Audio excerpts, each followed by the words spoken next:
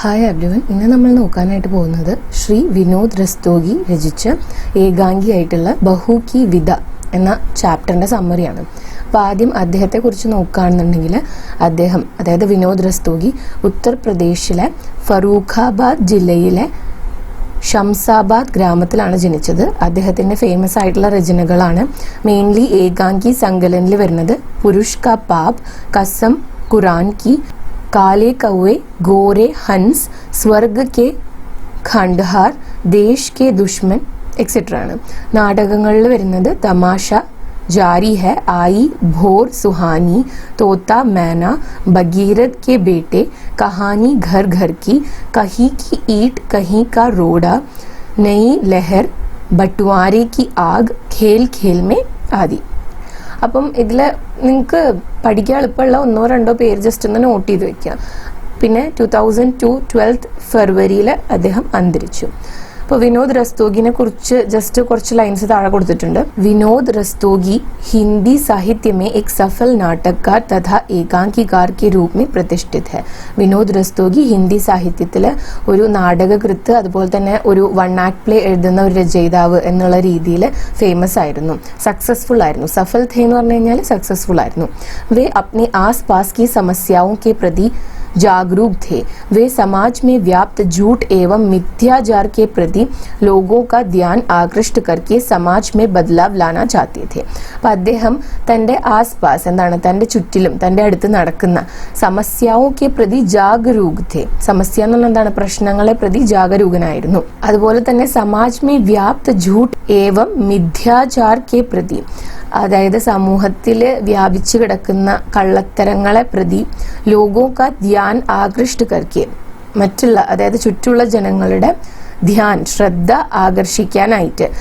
ആകർഷിച്ചിട്ട് Samaj may Badlav ലാനാ ചാത്തേ थे. സമൂഹത്തിലെ ബദ്ലാവ് എന്താണ്, മാറ്റം കൊണ്ടുവരിക എന്നുള്ളതായിരുന്നു അദ്ദേഹം ആഗ്രഹിച്ചിരുന്നത്.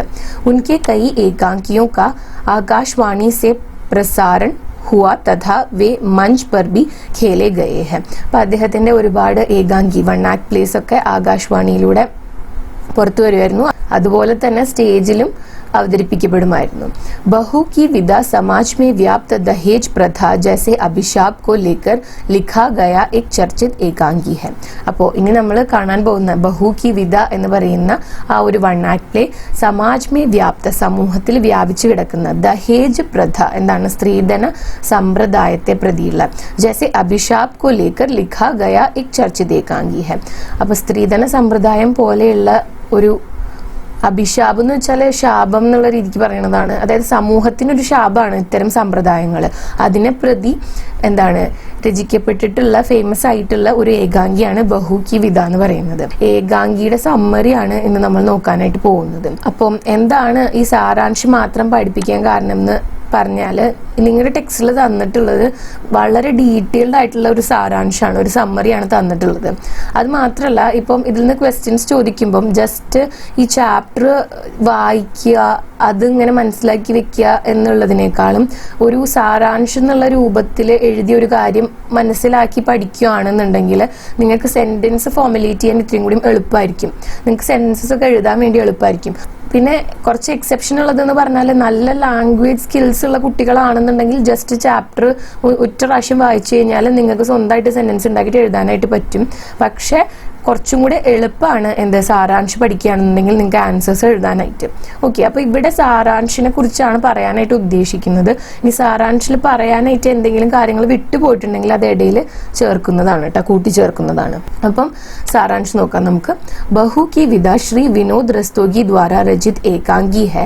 इस एकांगी के माध्यम से लेखक ने समाज में व्याप्त दहेज की समस्या को दर्शाया है. അപ്പം വിനോദ് രസ്തോഗിജിയുടെ ഒരു ഫേമസ് ആയിട്ടുള്ള ഏകാംഗിയാണ് ബഹു की विदा എന്നുള്ളത്. അതുപോലെ തന്നെ ബഹു की विदा എന്ന കൃതി ഏത് വിധയിൽ പെട്ടതാണ് എന്ന് ചോദിക്കുകയാണെന്നുണ്ടെങ്കിൽ ഏകാംഗിയാണെന്ന് നിങ്ങൾ എഴുതണം കേട്ടോ. നാടകം എന്ന് എഴുതരുത്, ഏകാംഗി എന്ന് എഴുതണം.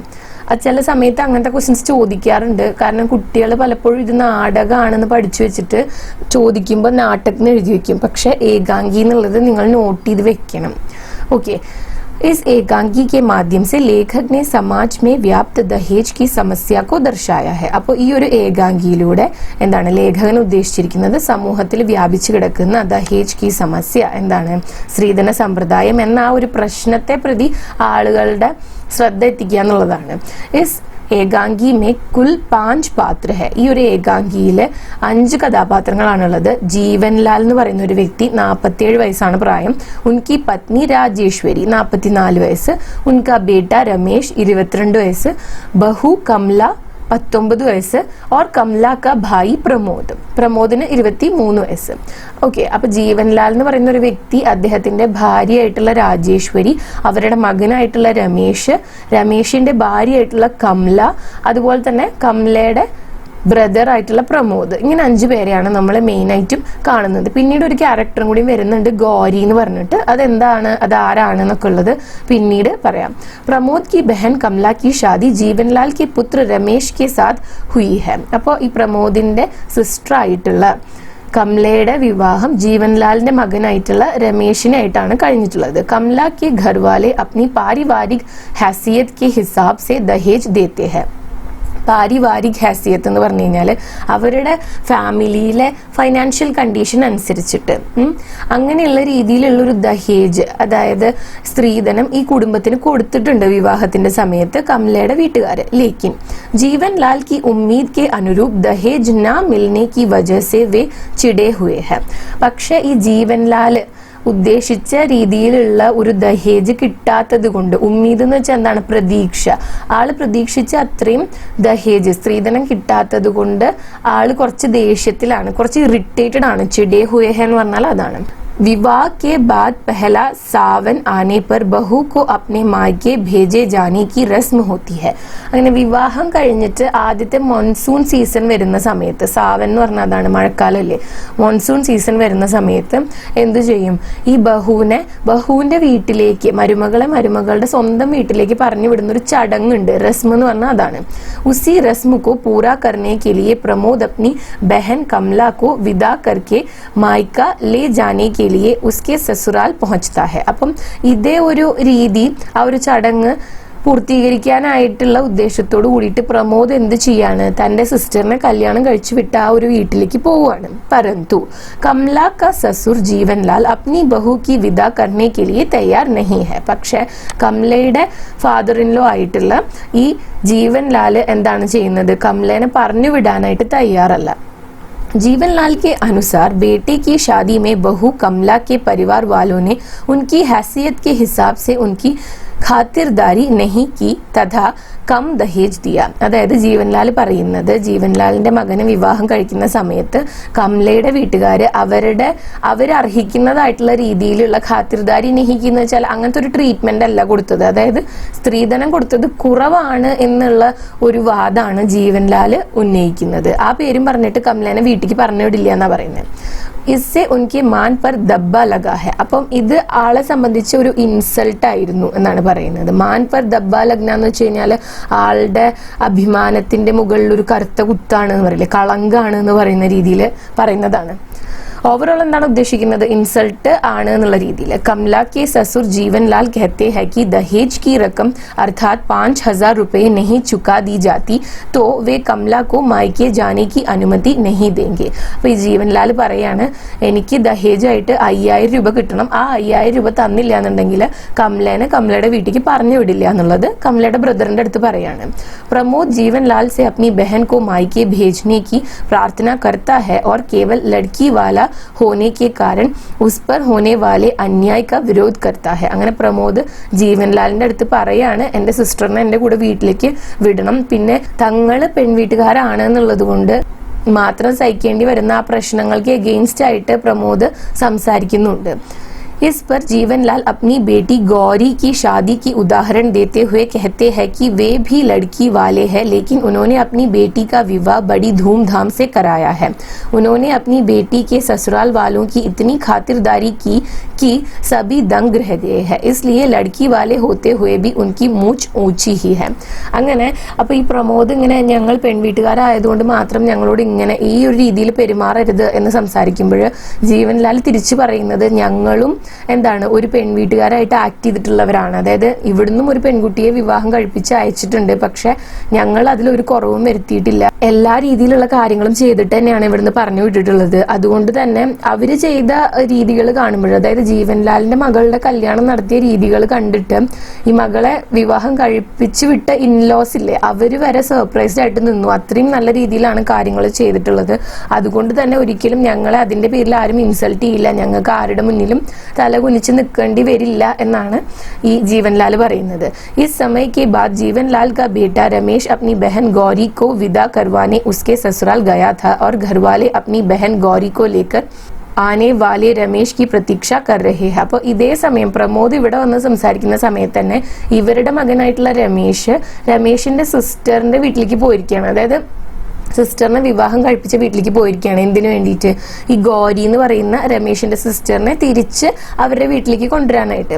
അതായത് ഇവരുടെ രണ്ടുപേരുടെയും കല്യാണം, ഈ രമേശിന്റെ കല്യാണവും അതേപോലെ തന്നെ ഗൗരിയുടെ കല്യാണവും കഴിഞ്ഞത് എപ്പോഴാണ്? കഴിഞ്ഞ വർഷത്തിലാണ്. അതിന് ശേഷം വരുന്ന ആദ്യത്തെ മോൺസൂൺ സീസണിന്റെ സമയത്ത് ഈ ബഹു, അതായത് ഡോട്ടർ ഇൻലോസിനെ അവരുടെ വീട്ടിലേക്ക് പറഞ്ഞു വിടുന്ന ചടങ്ങുണ്ടല്ലോ, അപ്പം ഇവരുടെ മകളും തിരിച്ച് ഇവരുടെ വീട്ടിലേക്ക് വരണം, ഇവരുടെ മരുമകള് ആ പെൺകുട്ടിയുടെ വീട്ടിലേക്ക് പോകണം. അപ്പോൾ ഈ മരുമകളെ കൊണ്ടുപോകാൻ വേണ്ടിയിട്ട് മരുമകളുടെ ബ്രദർ വരുന്ന സമയത്ത് തന്നെ ഇവരുടെ മകൻ സിസ്റ്ററിനെ കൂട്ടാൻ വേണ്ടിയിട്ട് ഇൻലോസിന്റെ വീട്ടിൽ പോയിരിക്കുകയാണ്. ഓക്കെ, കൺഫ്യൂഷൻ ഇല്ലല്ലോ അല്ലേ നിങ്ങൾക്ക്? എന്തെങ്കിലും കൺഫ്യൂഷൻ ഉണ്ടെങ്കിൽ കോമെന്റ്സിൽ പറയേണ്ടതാണ്, അത് ക്ലിയർ ചെയ്ത് തരാം.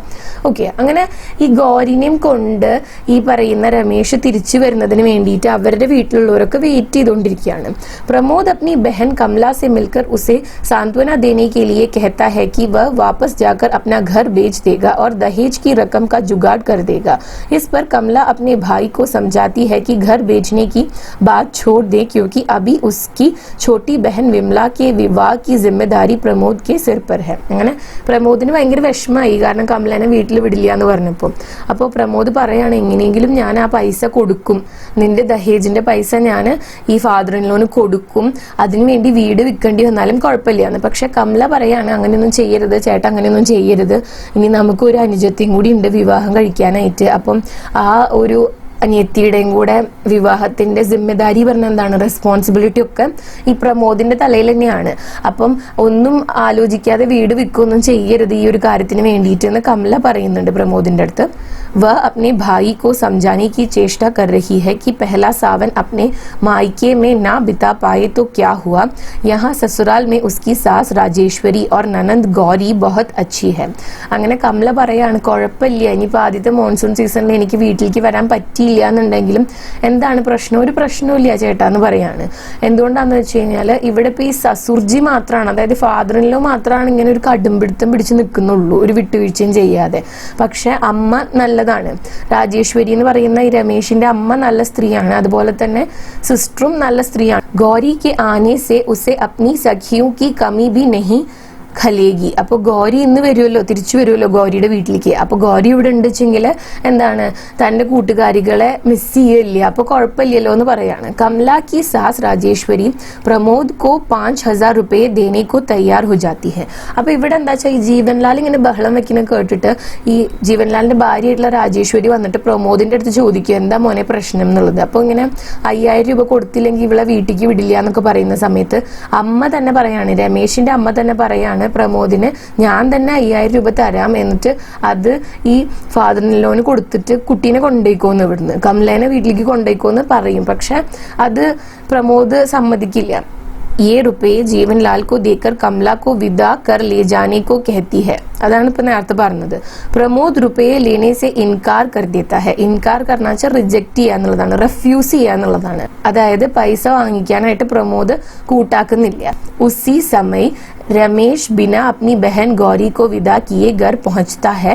गौरी के ससुराल वालों ने भी कम दहेज की बात बताकर गौरी को विदा करने से मना कर दिया था. ഇതേ സമയം എന്താണ്, രമേശ് വരികയാണ്, ഒറ്റയ്ക്ക് തിരിച്ചു വരികയാണ് വീട്ടിലേക്ക്. കാരണം ഗൗരിയുടെ ഇൻലോസും പറഞ്ഞു ഗൗരിക്ക് കൊടുത്ത സ്ത്രീധനം പോരാന്ന്. എന്നിട്ട് ഗൗരിനെയും പറഞ്ഞു വിട്ടില്ല. ഈ ഒരു ചടങ്ങിന്റെ ഭാഗമായിട്ട് തിരിച്ച് ഗൗരിയുടെ വീട്ടിൽ പോകാൻ വേണ്ടിയിട്ട് അവർ സമ്മതിച്ചില്ല. ജീവൻലാൽ കോ അപ്നി ബേട്ടി കെ സസുരാൽ വാലോं का रवैया അന്യായപൂർണ്ണ लगता है. അപ്പൊ ഇത് കേൾക്കുമ്പോൾ ജീവൻലാലിന് റവയ്യ എന്ന് വെച്ചാൽ അവരുടെ ഒരു ബിഹേവിയർ, ഓക്കെ, ഈ ഗൗരിയുടെ ഇൻലോസ് കാണിച്ച ആ ഒരു സ്വഭാവം ഉണ്ടല്ലോ, ആ ഒരു രീതി ജീവൻലാലിന് വളരെ അത് അന്യായമായിട്ടാണ് തോന്നിയത്, നല്ലൊരു കാര്യമായിട്ട് തോന്നിയില്ല. उनको अपनी बेटी के ससुराल वाले लोभी लालची नजर आने लगे हैं क्योंकि उनके अनुसार उन्होंने अपने जीवन भर की कमाई अपनी बेटी गौरी के ससुराल वालों को दे दी थी. അപ്പം എന്താണ് ഇങ്ങനെ തോന്നാനായിട്ട് കാരണം? അതായത് ഇത് കേട്ടതോട് കൂടിയിട്ട് ജീവൻലാലിന് തൻ്റെ മകളുടെ വീട്ടുകാർ, അതായത് ഇൻലോസ് എന്താണ്, അവര് ലാൽച്ചിയായിട്ട്, അതായത് ഗ്രീഡി ആയിട്ടുള്ള, ലോഭി എന്ന് വെച്ചാൽ അത്യാഗ്രഹികളായിട്ട് തോന്നാനായിട്ട് തുടങ്ങി. എന്തുകൊണ്ടാന്ന് വെച്ച് കഴിഞ്ഞാൽ ജീവൻലാൽ തൻ്റെ ജീവിതത്തിലെ മുഴുവൻ കമായി, ഇതുവരെ സേവ് ചെയ്തെല്ലാം, ഇതുവരെ ഏൺ ചെയ്ത എല്ലാം തൻ്റെ മകൾക്ക് കൊടുത്തുവിടുകയാണ് ചെയ്തിട്ടുള്ളത്, അവളുടെ ഇൻലോസിന് കൊടുത്തുവിടുകയാണ് ചെയ്തിട്ടുള്ളത്. എന്നിട്ടും അവർ ഇത് പോരാന്ന് പറയുമ്പോൾ അവര് വളരെയധികം അത്യാഗ്രഹികളാണ് എന്ന് ഈ ജീവൻലാലിന് തോന്നുകയാണ്. भारी दहेज देने के बावजूद उनकी बेटी गौरी के ससुराल वालों का कम दहेज की वजह से भाई के साथ विदा न करना ജീവൻലാൽ को अपना अपमान लगता है. അപ്പൊ ഇത്രയും സ്ത്രീധനം കൊടുത്തിട്ടും ഈ ഒരു ചടങ്ങിന്റെ ഭാഗമായിട്ട് മകളെ വീട്ടിലേക്ക് പറഞ്ഞു വിടാനായിട്ട് ഇൻലോസ് തയ്യാറായില്ല എന്നുള്ളത് തന്നെ ഇൻസൾട്ട് ചെയ്യുന്നതിന് തുല്യമാണ്, തന്നെ ഇൻസൾട്ട് ചെയ്തതായിട്ടാണ് ഈ ജീവൻലാലിന് തോന്നുന്നത്. इस घटना के कारण जीवनलाल का मानसिक परिवर्तन हो जाता है और वे खुशी के साथ अपनी बहू को उसके भाई के साथ विदा करने के लिए तैयार हो जाता है. പക്ഷെ ഇങ്ങനെ ഒരു സംഭവം ഉണ്ടാവുമ്പോൾ ജീവൻലാലിന്റെ മനസ്സ് മാറുകയാണ്. എന്നിട്ട് തന്റെ ബഹുവിന്റെ വീട്ടിലേക്ക് ബഹുവിന്റെ ബ്രദറിന്റെ ഒപ്പം പറഞ്ഞു വിടാനായിട്ട് തയ്യാറാവുകയാണ്. ജീവൻലാൽ ദഹേജ് കെ ലോഭി ഹെ. ജീവൻലാൽ എന്താണ്, സ്ത്രീധനത്തിന് വേണ്ടിയിട്ട് അത്യാഗ്രഹിയായിട്ടുള്ള ഒരാളാണ്.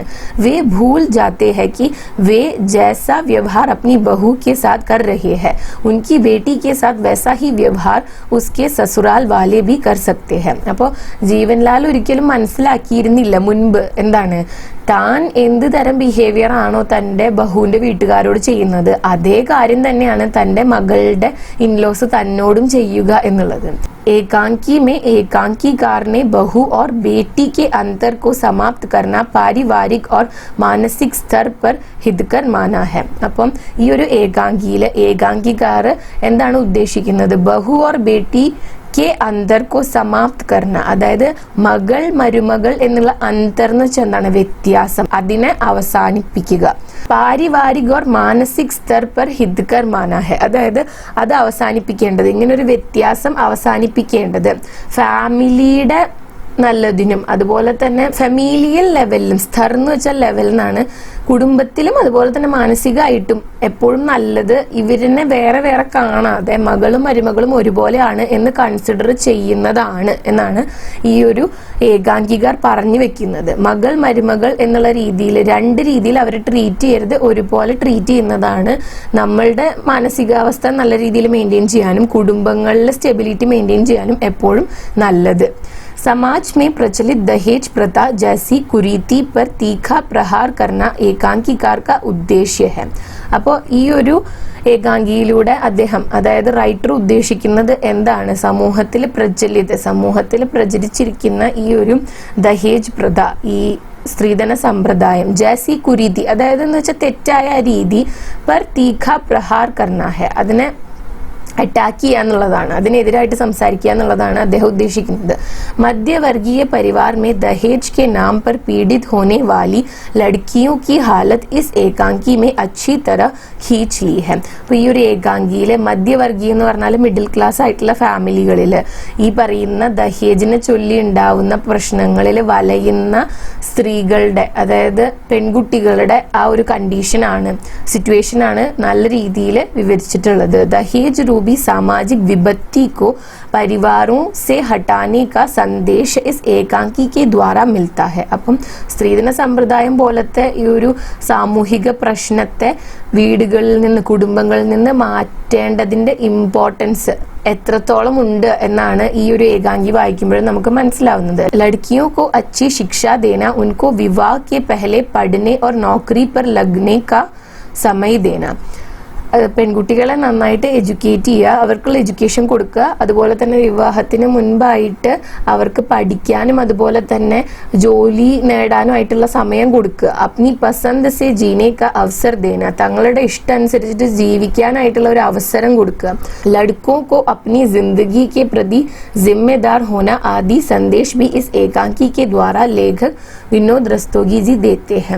അങ്ങനെ അതുപോലെ തന്നെ ആൺകുട്ടികൾ അവരുടെ ജീവിതത്തെ പ്രതി റെസ്പോൺസിബിൾ ആവുക എന്നുള്ളൊരു സന്ദേശം കൂടെ ഈ ഒരു ഏകാംഗിയിൽ പറഞ്ഞു വെക്കുന്നുണ്ട്. അപ്പം ഇത്രയാണ് ഏകാംഗിയുടെ സമ്മറി ആയിട്ട് പറയാനായിട്ട് ഉണ്ടായിരുന്നത്. അപ്പോൾ ഇന്നത്തെ വീഡിയോ ഇത്രയേ ഉള്ളൂ. ഈ വീഡിയോ നിങ്ങൾക്ക് യൂസ്ഫുൾ ആയിട്ടുണ്ടാവുമെന്ന് കരുതുന്നു. യൂസ്ഫുൾ ആയിട്ടുണ്ടെങ്കിൽ വീഡിയോ ലൈക്ക് ചെയ്യുക, ഷെയർ ചെയ്യുക, ചാനൽ സബ്സ്ക്രൈബ് ചെയ്യുക. അതുപോലെ തന്നെ നിങ്ങളുടെ സജഷൻസ് തന്നെ കോമെന്റ്സിൽ എഴുതി അറിയിക്കുക കേട്ടോ. Thanks for watching the video.